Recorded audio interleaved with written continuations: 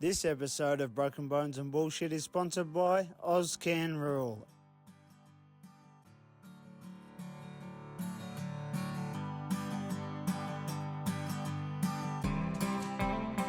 So Gavin, Tickle, welcome on the show. Thanks, mate. Thanks for having us. So, how did it all start for you, the whole bull riding career?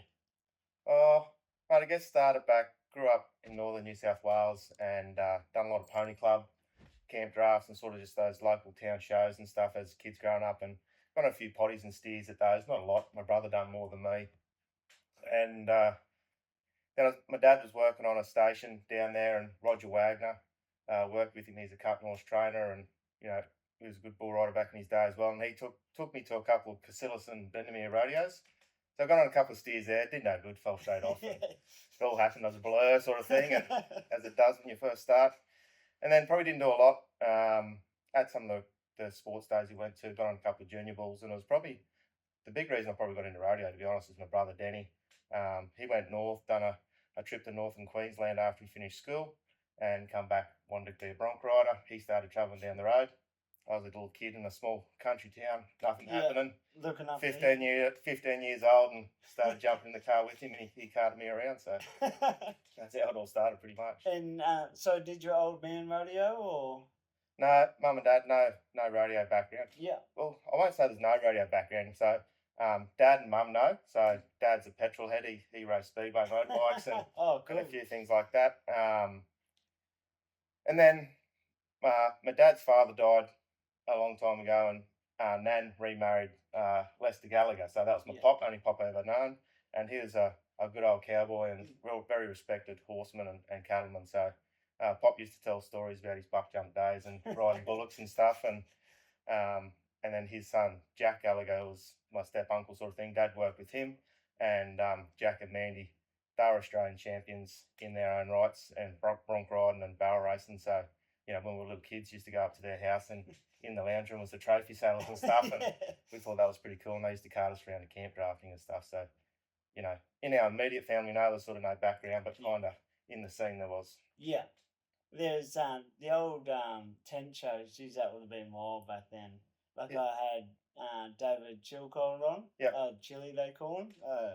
Rodeo clown, and he used to ride bucking horses in the tent show. Yeah. And they used to get on 6 days a week, 4 horses every night.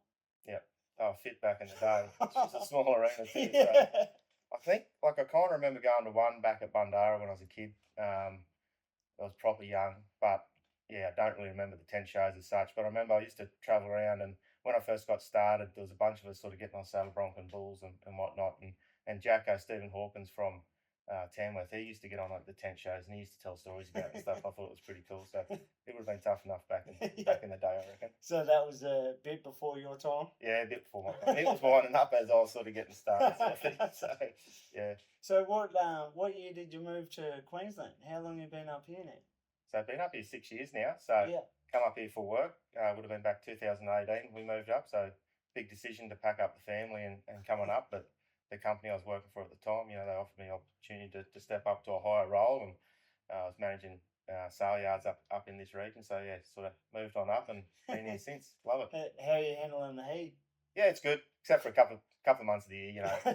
February's a bit brutal sometimes with the humidity, but winter's a dream, that's for sure. You get about in shorts and stuff in the middle of winter, so I love that side. And I kind of describe to my friends and family, I think Rocky's a bit like Queensland's version of Tamworth. Like it's country, it's got everything you need, and there's a lot of cowboys around here, a lot going on, but at the same time, it's got that country feel about it. Yeah. I find Rocky, they're either driving Land Cruisers or SSs. It's just one or the other. There's no in between. Yeah, that's it. Look at it. Like, you can be in the beef industry and you're half out to the beach. Like, it's a pretty special part of the world. It's pretty cool. Yeah, that's what I like back home, because we're just so central. Yeah. Like, it's only 2 hours to the beach, 2 hours to the snow. Yeah. It's a pretty good spot apart from this time of year, because it's freezing cold down there. So when you started riding, when did you first start having a bit of success with it? Like, when did you feel like you're starting to get a grip on it. Did you win like a steer title or have any? No, I didn't win any steer titles. I guess my rookie title, my rookie year of the ABCRA is the first sort of title I'd won. And like as you start off, you go How sort of go. old were you there? So.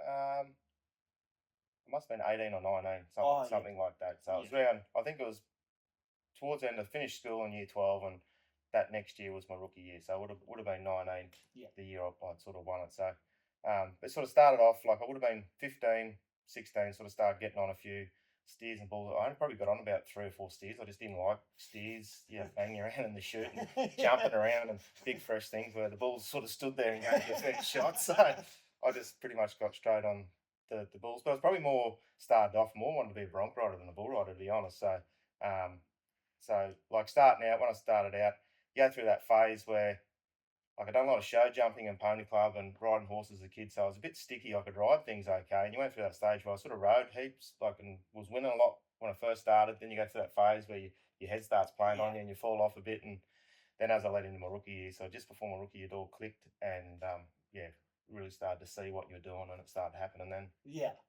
And then you continued that success on after your first rookie year.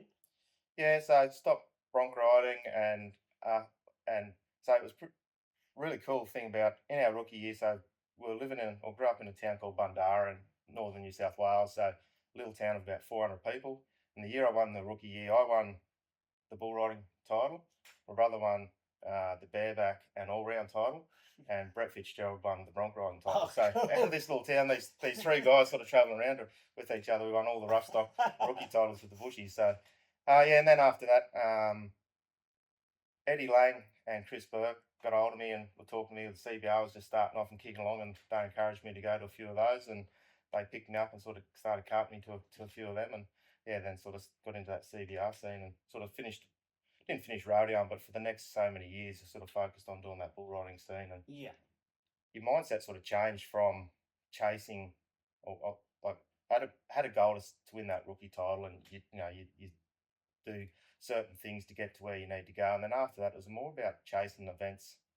I was doing events with chasing the bulls, like the quality of bull that you wanted to get on, and yeah, you know, traveling with Brendan Allen and Jace O'Hearn and Ben Jones and Malcolm and Eddie, like they all change the way you think. And I went from wanting to chase titles as much as want to just get on the best bulls we could, yeah. and that's what the CBR come into play in, and Oh, cool. that was what that was all about. And then you could more challenge yourself instead of just chasing one buckle, even though. Yeah, it just you get when it starts clicking and you start feeling good on them, the buckier ones feel better and easier than the ones that don't buck for some reason. You know what I mean? So you just start chasing those, and bulls have probably intimidated you before. You don't seem to be intimidated about, and you get excited to get on them, and that's been that feels good when you get to that point, I reckon. And there was, we were speaking about it before, how tough it was back then with just the amount of guys actually rodeoing and like how easy you could get dropped out of that top. What they took 40. 45, like when the CBR first started off, like you call it, like I call it the golden era of bull riding in Australia, and you don't want to be one of those old cowboys that go back in my day, back in my day. But it really was that bull riding was never more united, I don't think, than it was then, because a lot of the associations never used to allow for independent bull rides to run, like they either run rodeos or. And then the CBR sort of started up, and it was the best of the best from every association. And you're rocking up to those events, and you know, Fraser boys, Scott and Denny Fraser there, and Gav Woodall, and Brandy and Brad Scott and Troy Dunn, and Jace O'Hearn, and Ben Jones, Buzz. Like there's just so many, and they just take 45, and they'd have 10 or 15 people on the waiting list. And Wow. if you didn't hump up and ride a few bulls, if you're sitting at the bottom end of the standings, then they'd drop you off for a couple of weeks and give someone else a go. And if while they had to go, if they got their bulls rode, well, they'd stay in the tour, and you'd be having a rest. But lucky enough, I got a shot and I got a few bulls rode, and I sort of kept it going. So how long did you ride in the CBR for? There was a few years. It was um, 2 or 3 years, whatever period it was, sort of thing. And there was one year there I led the title for a while. It was the year Brad Scott ended up winning it.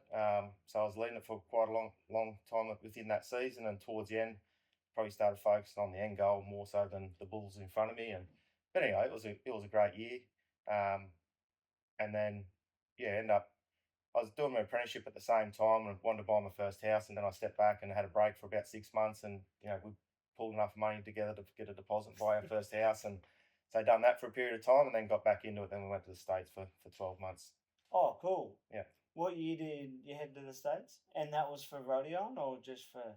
Well, my wife, who's been with me most of my journey, she done her last year of a nursing degree over there as an exchange over at Flagstaff in Arizona. So the cool part about that was I actually got a work visa, so I could get a social security number, and I got a job, and so we headed over there and spent a full 12 months. While she done her last uni year, I was flying around doing PBRs and cool, and chasing and doing things like that. So must have been in 2003, around that period, because yeah, it would have been about 2003. Was there many Australians over there when you were there?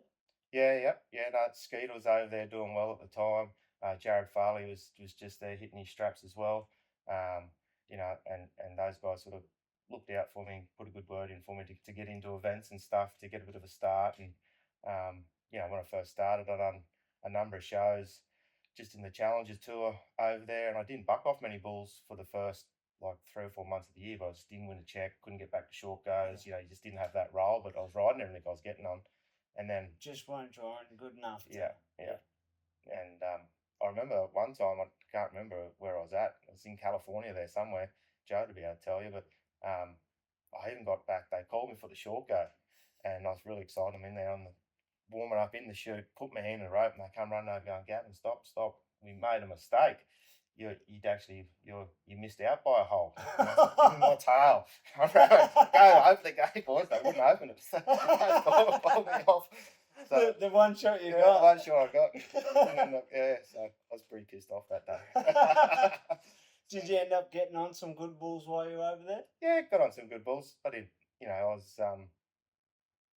I didn't set the world on fire over there, but no, I got on some good bulls. I won a challenge event over in California, and went up to Calgary and got on some bulls up there at an event up there. And but yeah, no, it was good. Got a placement to the Jerome Davis's over there in North Carolina, and it was pretty cool. We got to ride with Jim Sharp, like one of my lifetime idols. Yeah. We met him and rode with him at a couple of those. He was doing a comeback. He was getting back on events then, and Adriano and all those guys were riding still, so it was pretty good.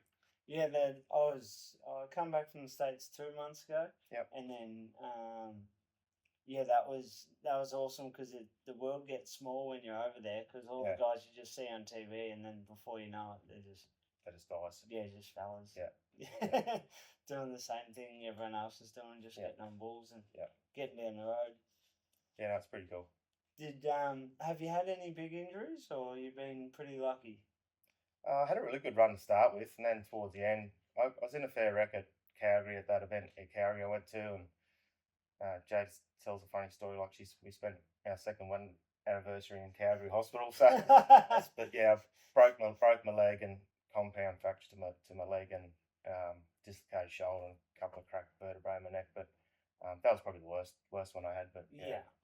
And then apart from that, being pretty safe, just pretty good. Like dislocated elbow, and just other than that, broken nose once, and broken foot and broken hand. But just only little stuff, like stuff you sort of rest up for 6 weeks and get back into it. But nothing. That my leg, and that was the major one. Yeah.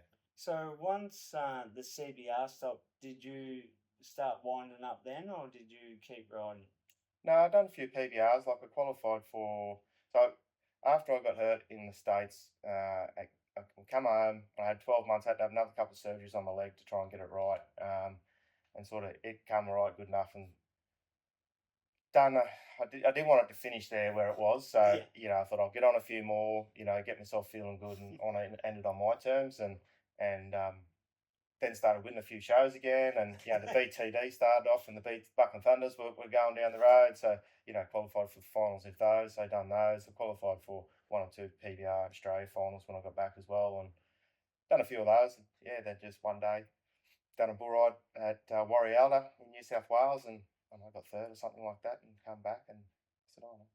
And that ended up being the last one I got on. For no reason other than didn't mean it to be, but got busy with life, and How old were you then when you sort of hung it up?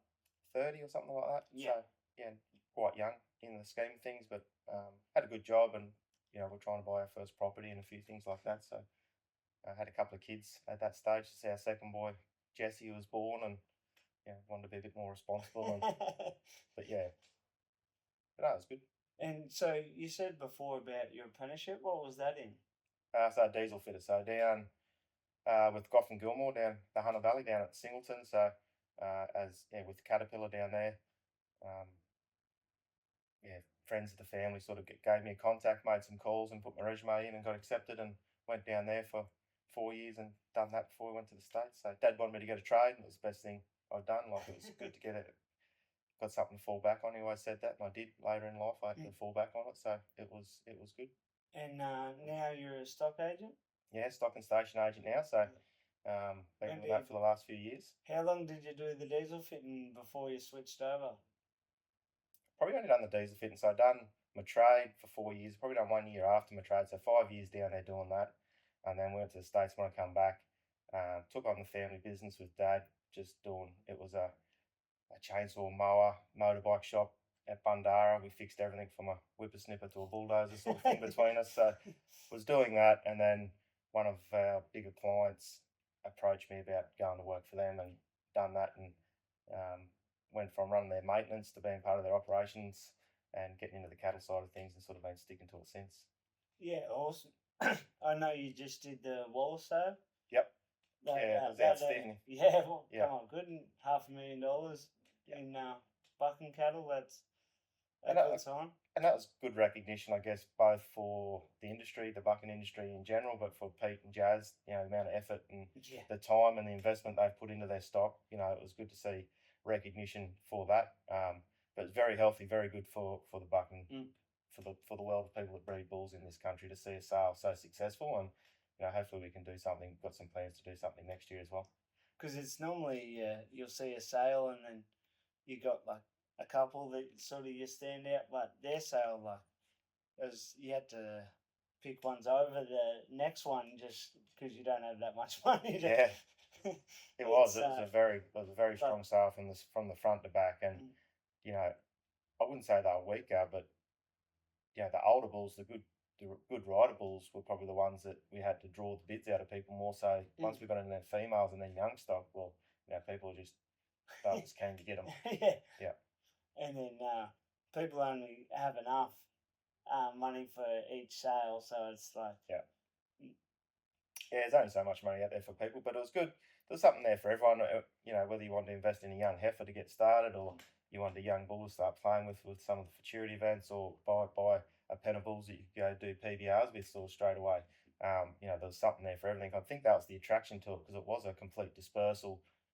It wasn't like if he was holding on to the best what he had. He was actually selling everything. He was selling the best that he had, that all the breeders and everything he'd been working on for years. So I think that's what attracted everyone to it. Has he kept much cattle, or? No, he's got some commercial cattle there. I bought him some steers the other day, but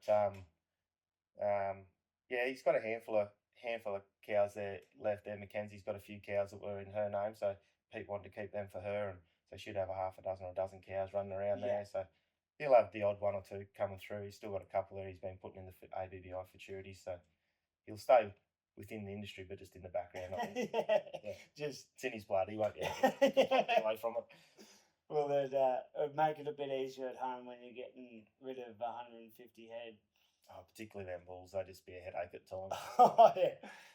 Building your fence, the next thing you'd go back and the fence would be busted, and they'd be working them. I've only got 18 big bulls at home, and that's a lot of work. Yeah. Anyway, that's what they love, so that's what they do. Touching on the ABBI, you have a fair bit to do with it? Yeah, part of the committee over here in Australia, running the ABBIs for the last 12 months, so getting a bit of momentum back in that space, which is good.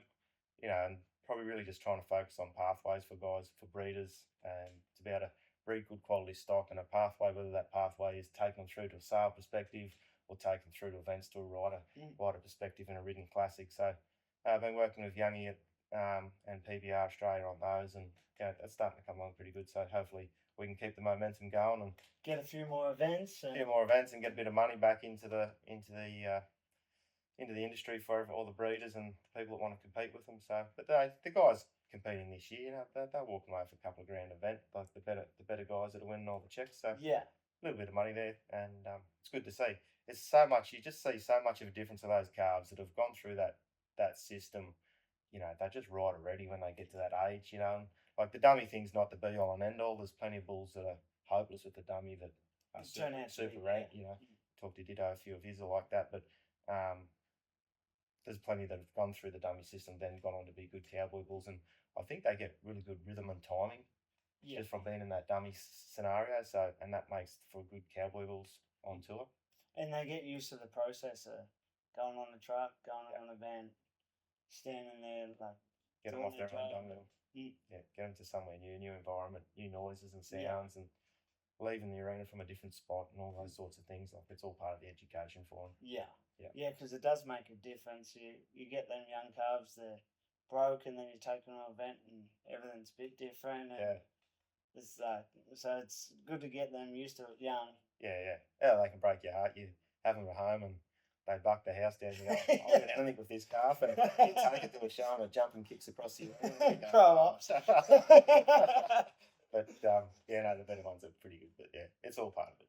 So you've got a few calves you've been fiddling with, or not anymore? I used to. So I've done a couple of rounds with Gills, with Malcolm and Eddie and Ryan, and that had sent me up some calves, and I played with them. So and a few of them are back in their string there now. And when I was going to have some and play with them, but as sort of organising a lot of these events, I just wanted to focus on trying to run the events and the ABBI sort of thing, and instead of doing both ends. Yeah, I think if you try and do too many things at once, you're not doing justice to all of it. So probably just focus for the time being on getting the events and the ABBI back up and running as best we can, and down the track we might look at getting a few cars again myself, but at this stage it's more focused on the ABBI itself. And you were telling me a story about Mr. T was one of the ones that went through. Yeah, so there was about 20 odd little bulls. Ryan had set up as a drought, and they had some bulls, some cows out the road on an adjustment paddock, and when we had to get them in and send them home again, I pulled all the bull calves off, and Jackson, he was living with me at the time, and Jackson and I used to get them, and we'd bring them into Duggo's arena, and we'd buck through them all, and they're only tiny little tots at that stage. And anyway, the deal was I'd buy a couple off them, and then the rest I'd just work and send back when they were finished. And anyway, I picked Mr. T and a bull called Ultimate Destination, but I was going through the bulls. Out of the 20, I picked the 5 that I wanted to keep, and I was drafting the keepers. And anyway, we called that bull Kick Out, or Jody did, because he, as I was drafting him out, he come running out of the mob and he jumped over my shoulder and kicked me and knocked me on the arse.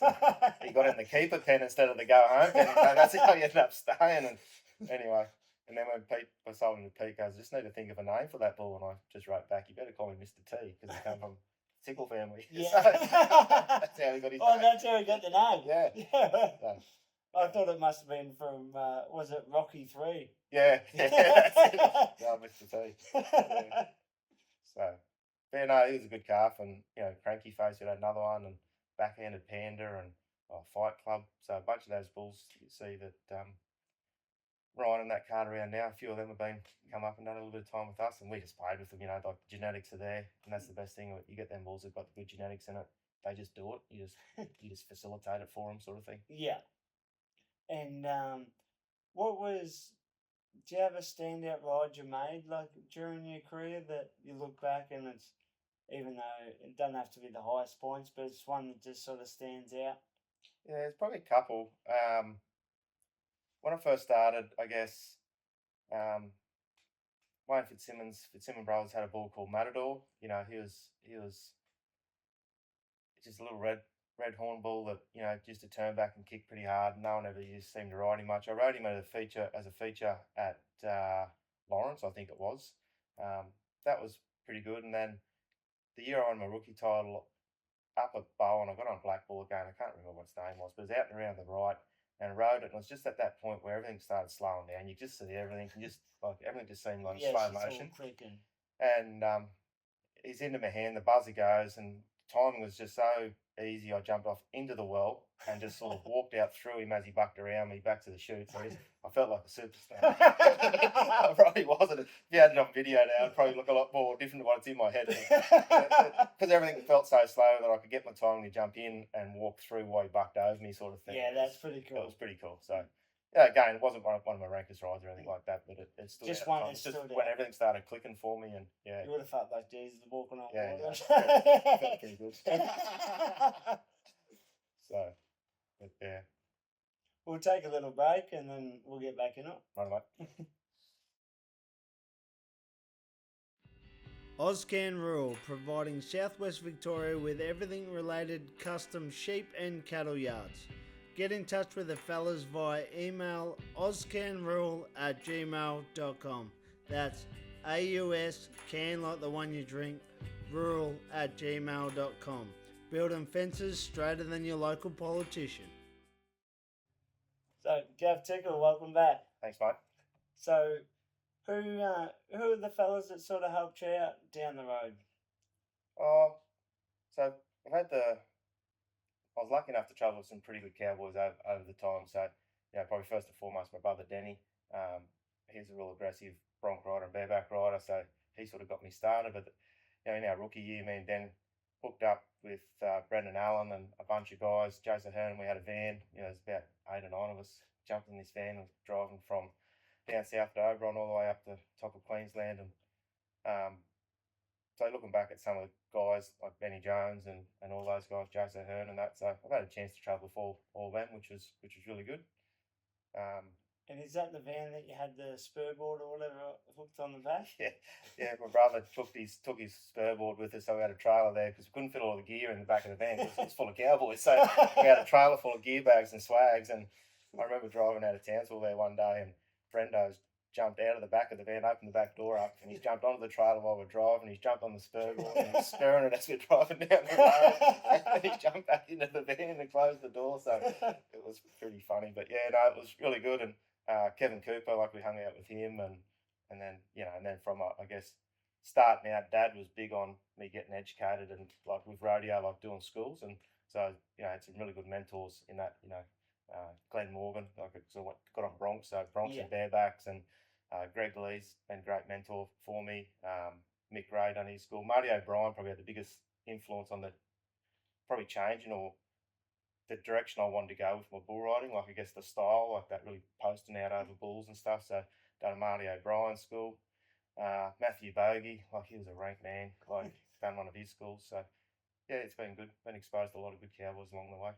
And travelling with all them fellas, geez, you'd have to have at least one wild story about them boys, wouldn't you? There's probably some I can't say. Underline. I don't want to incriminate anyone. Yeah, no, we've had some good times with some great stories, all the way from Birchie, another great guy, legend, Dodge Manning, but, all the way from having Blue within camp, the guys get a bit ruffled up and all the way, it was such a team, like you lived out everyone's pocket, like you live with them as you're down the road, and had some good times, certainly good times. And that made you better, you believe? Being around them guys sort of elevated? Oh, without a doubt, like I was a kid, like really, like left home and in that rookie year, travelling down the road and travelling with Brendan Allen in particular, like he'd get up, we'd train every day, he'd use the buck and shoot as our gym, we'd do sit-ups off the chute, we'd do pull-ups, push-ups off the buck and shoots, like he is fit, he's just so fit, he's a fitness fanatic, and and he gave me a book to read called Sports Mind, and changed my perspective about getting my head right and a few things like that. So that was good. And speaking of mindset, what was your sort of mindset going in, like from reading that book, and how did you sort of approach bull riding, or what were the tricks you used to have your mind right and get to the point where you've got to have confidence that you've done the preparation at home, and that sports mind book and like even Marty and that would talk, your brain's just a computer.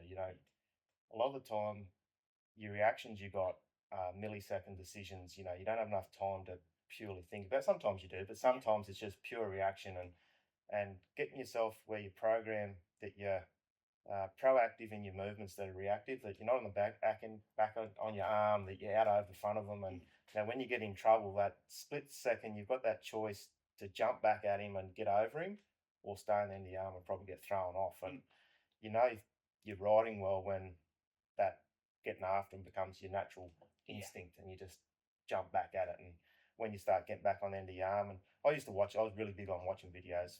Jody, she used to video all my rides, and I'd get home and I'd put it back on the old VCR tape. So I'd tape it back onto that, and I'd tape it back on slow motion. I'd get back and I'd watch every ride I'd get on, and I'd watch what my body position was, and the physics of it, sort of thing. And even ones you rode, not just ones you fell off. Yeah.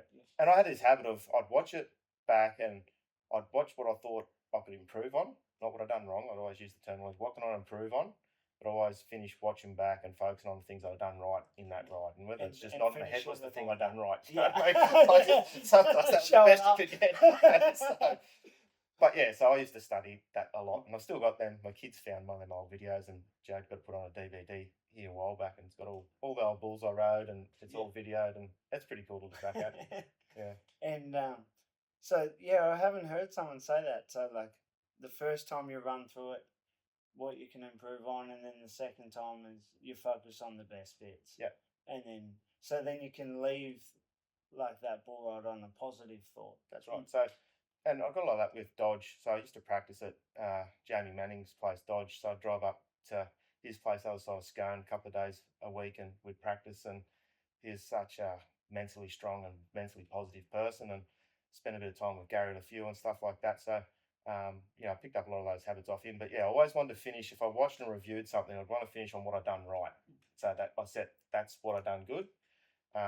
And the start of it, I'd focus on what I can improve on next time. Then I'd go back and I'd jump on my drum or whatever I was going to do that week, and I'd work on the thing I could improve on, because I already knew what I'd done right. Yeah. And that sort of locked away. And then I'd work on what I can improve on and see if we could make it better. Yeah. So what you've done right, it's already in the bank. Yeah. And then go and work on the stuff that you need to. And it's so simple. Like at the end of the day, it's not as complicated when you understand it. When you understand your dynamics, like so much of it for me, I think it comes down to your free arm. You get your free arm behind you, twist your shoulders, which twist your hips, and there's all those. I just think free arm. You see people's free arm. I think it has the biggest impact on people's riding percentage more than anything. But and then I'd also study all my idols. I loved Terry Don West, Jim Sharp, Troy Dunn, and I'd watch how those guys would ride, and what of their styles could I, because everyone's different. I had different body dynamics and movements, so what did I like of theirs that I could sort of try and incorporate into how I done things. And when you were speaking before about taking the fight to them, you won't find someone more like Troy Dunn, the aggression. You just get over the top of them, and like you watch some of his old videos, and the bull doesn't rear at all, and he just stays posted out over him and can hold it. Like that just shows how like core strength and how strong he was to be able to just muscle them bulls. And then he used to I don't know how he used to do it. Wish I did know. Might have a gold buckle. He used to ride with his pelvis roll forward, and his forearm just never seemed to leave his pelvis. Like he'd get back and then he'd just jump back at his forearm and he'd just lock himself onto it. It was pretty cool. And you'd see him he'd get in trouble and he'd be way back, and he'd just make one of them big ass leaps. He'd just jump back at him and grab another hold and go again. So did you get to ride at many events with him? Yeah, it was pretty good. Yeah, Troy. I remember I won a CBR up at Darwin, so flew up to Darwin and got to I rode with Troy at a few of those, and not so much in the States because he was in the Built for Tough series, and I was doing the Challenger events, but. Seen him rode a few shows with him, but back here in Australia in them CBR days, rode quite a few. His invitational shows, like when they first started off, the DYDs up there in Townsville, and Troy Dan and Dunny. So that was pretty good. I met Owen Dunn. I was on another podcast. Yeah. And he was telling me that Troy always used to say what makes a good bull rider is too lazy to work and too scared to steal. Yeah, that's it. Yeah. And a good and a bad memory. You got to have a good memory to forget a good memory to remember all the good stuff, but your bad memories. Forget what Forget about about it. the mistakes. Last week's last week. This week's new, and get back at it. And looking back over your career, you're happy with how it all went? Yeah, look, I'm not one of these guys. I'm proud of what I've achieved. You know, I had a lot of fun doing it.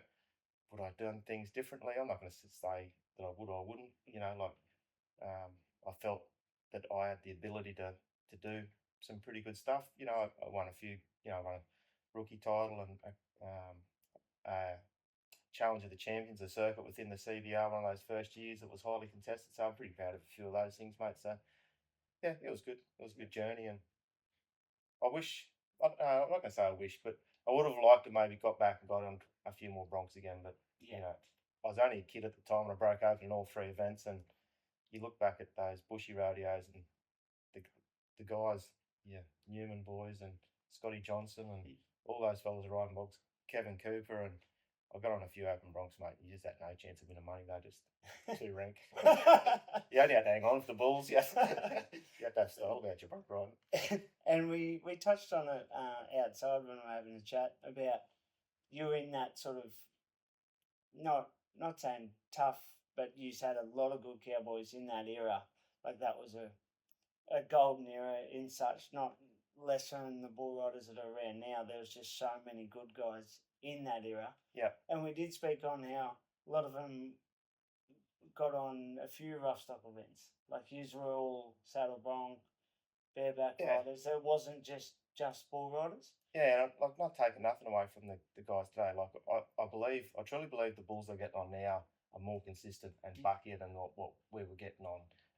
Not the top end of what we got on, but there's more. You still had the good bulls. Yeah, but just not. But all those cowboys, they were cowboys, you know, like because it was that era when bull riding, when that CBRs and that started, it was that transition period where you went away from rodeo to a straight bull ride. So there's very seldom, you know, like I said, you got your Frasers, Scotty and Denny Fraser and Troy got on bareback horses and stuff. You know, like Brandy used to team rope when I was at rodeos. Like when we went doing CBRs, we'd have a rodeo. Brandy be riding the bull, then he'd be up the other end team roping and Jack rode saddle bronc. Jack rode saddle bronc. So I think one thing with bull riding, I think you got to learn to be a cowboy, and I think that's a big part of it. And I think learn to get on a horse or rope or whatever, just it's a different perspective. And thing with the horses, I think learn to kick loose with your feet and get after something. I think is a really good thing to set your mind to do. That when things are tough, to let go and throw your feet forward is you know you got to get over that instinct of just trying to bear down. Yeah, because it's crazy now. Like some fellas don't ride or can't ride a horse. Yeah, that's right. Ranked bull riders. Like not taken away from their talents riding bulls, but I had a mate and he won an event, and then they used to do the parade like the bull rider used to ride a horse around. Yeah, and he can't ride a horse, and he gets on this thing and half hits it with his bull riding spurs, and this thing just starts going, and it's a barrel horse. It's getting quicker. It was good to see guys go the other way too. I can remember at Barraba Rodeo, just a little show rodeo there one time, and like I can blow wind up any of those bronc riders when go to their shows. But I remember Slip getting on a bull at Barraba sort of thing, and I beat Slip in the bull riding. Like he's such a well regarded cowboy. I thought, oh, it's not as easy for them to come from bronc riding that across the bull riding. It's going for an all round title. So, yeah, it was good to see.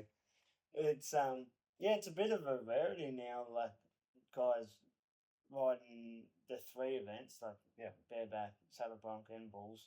But do you think it might just be a bit tough on the body to? Oh, but in saying that, you got to look at was it the right Stetson? Stetson, like he's working saddle bronc and bulls, and getting on the best stock in the world and doing well. It's unreal. And like, there's no doubt the pinnacle of bull riding is the PBR.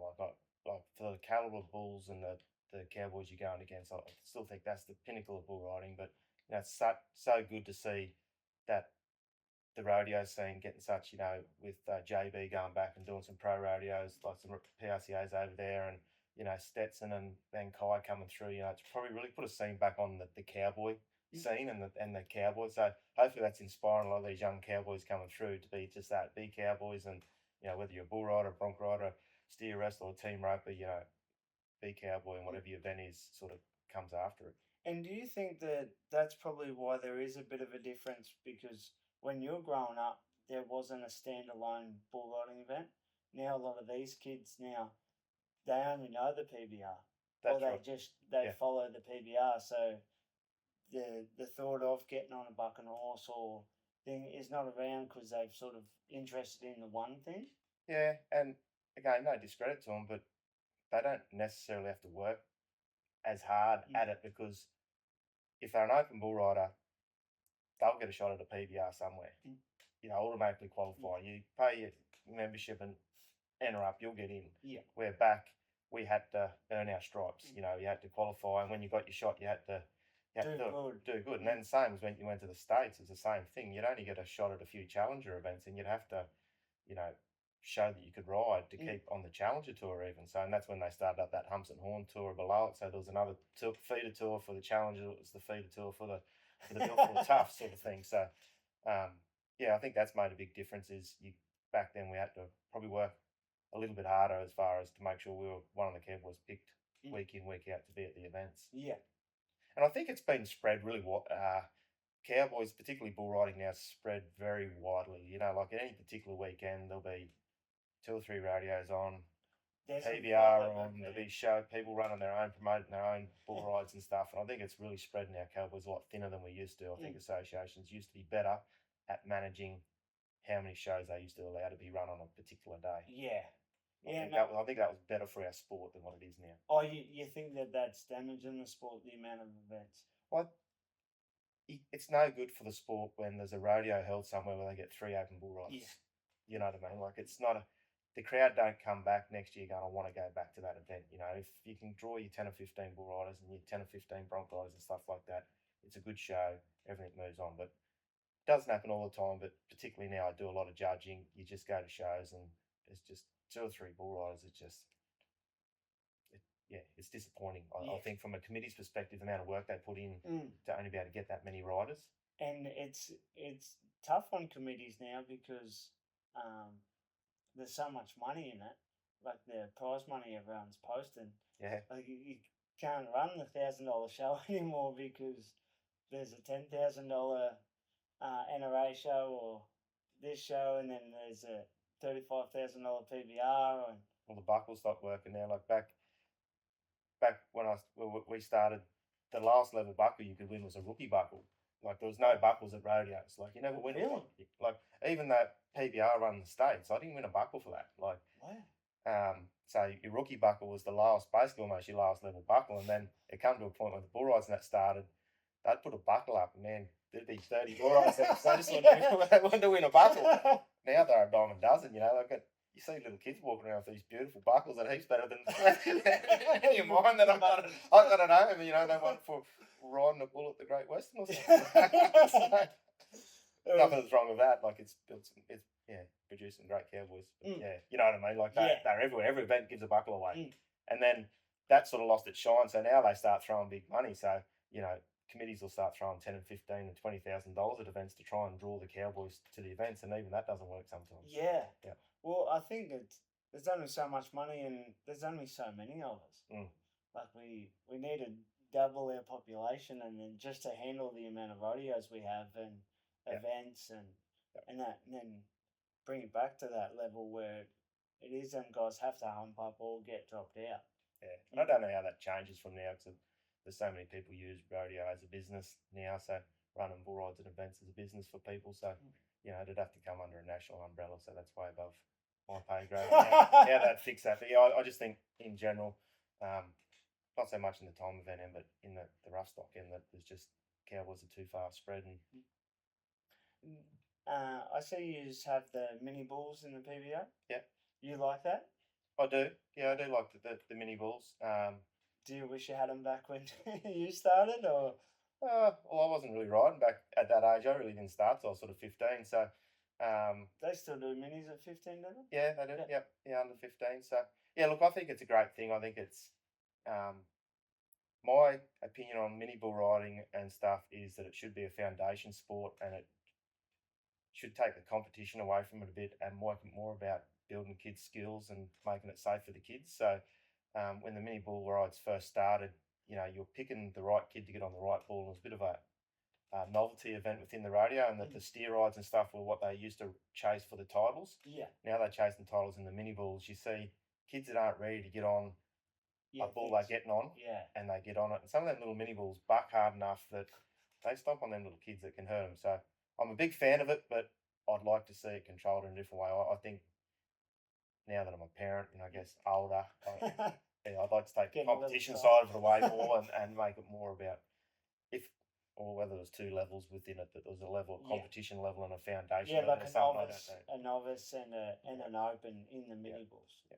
Because when you put the right little kids on the right bulls, and it's about building kids' thought process that they are indestructible, that they can't be bucked off. You know what I mean? Like, and if you just keep putting them on the right ball, that they just ride it, they get to the point where they expect to turn up to a show and ride.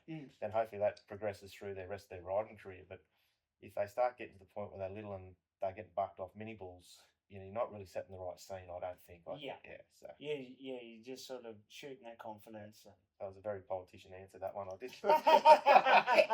I'm a fan of it, but I think I'd like to see. I'd change it if I was in any level of power to sort of put a level to it. Yeah, because there are them kids that are just flogging them good mini bulls. But then there is a big gap too. Yeah. Like it's even back home just running a novice bull ride. There's a big gap between some of the guys in novice and then the guys that are sort of jumping from both, like getting on open bulls, getting on. So it's like, I know running rodeos, like cutting bulls, I'm like, it might be a touch too much. But then if the right guy gets on him, he's going to be fine. Yeah. But then if a fella that's been on two steers gets on him, he's going to get killed. That's right. So it's... pull your hat down, cowboy. He'll find out if he wants to do it or not. But it's hard with some of them bulls where they're like the 78 or 80 point sort of bulls. So they're on the high end of a novice bull ride and not enough for an open. So they're sort of stuck in that middle where... They tend to take big leaps these days, like a lot of the junior bull rides we'd go to were paddock bulls, like Walker would go to Walker, and they're just a bunch of Murray bulls that'd run in and we'd get on them sort of thing. And they're quite big jumps, and it's good. What they do works well for the kids that have come through the process. But if you've got a kid that's 15 or 16 years old now and they want to get started and they go and they get on some of these bred bulls that are in the junior events and stuff, like, it's knocking the confidence out of them before they even get started. And, you knock your confidence out, and it doesn't matter how hard you want to work, your brain's an amazing thing. It puts you in, recovery mode. And they open their hand just to self-preservation sort of thing, you know what I mean? Like, once they've lost their confidence, they just start, you think they're jumping off, but it's their brain just doing what it does to protect them, really. Well, it's like Kai went 88 in a junior bull ride. Yeah. So, like, imagine someone that hasn't done the steps and gets in a junior, getting on a bull that can go 88 points. That's a lot. I write my bull scores down every time I'm judging, regardless whether it's a mini bull or whatever. I always write my bull scores down and the buck off time or the score. And shit, I've marked plenty of junior bulls, 20s and 20 and a half. You know what I mean? I was in the PDR getting on the same level at all. Like, really, get these bulls are in the game. Oh, wow. Some of the kids stick it on, don't get me wrong, when they want to get on them, but other kids are just, so I think there needs to be a bit more control in that junior stuff. And so what's next for Gav Tickle? Keep doing the ABBI stuff, or? Mate, look, family man now, business with Top X here, so, focus on work, focus on the family. My wife is right into her fitness. She does a few different things with that, and my middle boy Jesse's been doing CrossFit, so I do CrossFit with him a couple of times a week, so try and keep the old body moving. But focus on ABBI. Always keep trying to improve on judging, and I like trying to give back to the sport that I love, so if I can do a little bit along the way. So no huge set goals, but hope to get some big things done for ABBI the next couple of years. Yeah. So what can we look forward to in the ABBI? What's the plans? Just a couple more events and... Couple more events, see a couple of ridden classic events. I'd like to see a big futurity event that pays like 20 grand or 20 grand posted prize money for a big event for futurity age calves. A sale attached to that sort of thing. So we've got a few of those in the pipeline that we're working on at the moment. So should hopefully be able to get something happen there next year. So if there's any guys that are breeding bulls, how do they get started with the ABBI? Do they contact you, or where do they start? Yeah, get hold of myself on Messenger or whatnot. Reach out, and I can email through all the forms, and I just explain the process. It can be a little bit overwhelming when you first start, but once you've registered your first couple of bulls, it is pretty straightforward. You know, you just I'm still getting out of that. Yeah. You just fill out the paperwork, and you just got to do a video to age them. And once you've done that, then the rest is history. Then it's just about going to events and having a bit of fun with them. So get that process out of the way, and always happy to help people. If they're within driving distance or I'm going somewhere, I'm happy to call in and help them mouth their bulls, or do that video and try and get stuff registered and get going. So yeah, just reach out, mate, and there'll be some. There's a bunch of us on the committee that across here, Tamworth, Victoria, so we can all jump in and help. Yeah, awesome. Yeah. Well, thank you very much, Gav. It's Thanks, been mate. an absolute pleasure, and Appreciate it. I'll see you down the road. All right, sounds good.